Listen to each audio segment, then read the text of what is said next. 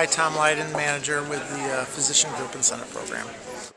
The EBCR is the Evidence-Based Care Report, and it's a report of about 30 quality and utilization metrics. And these metrics are give a dashboard to the physician organizations participating in PGIP about what the quality of care is for what they're doing.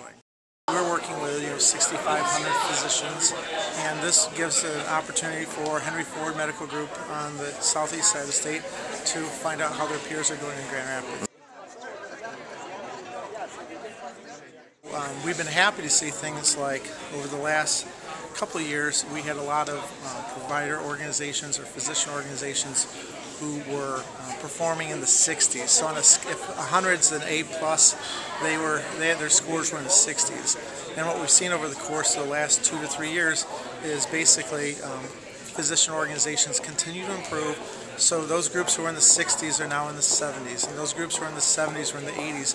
And the great thing is now we don't have any groups in the 60s, and we have quite a few groups who have much higher scores. So quarter to quarter, year to year, we're seeing improvements.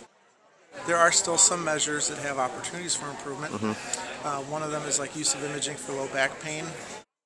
On the flip side, we track things like appropriate antibiotic utilization for both children and for adults.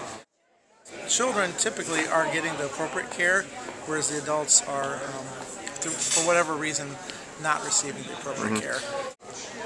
There's a lot of talk today about healthcare improvement and healthcare reform, and there's a lot of great work going on in Michigan, and the Blues have helped to start that, but a lot of the feet on the ground are the physician organizations that are out there across the state, and they are working on a bunch of different projects in health improvement.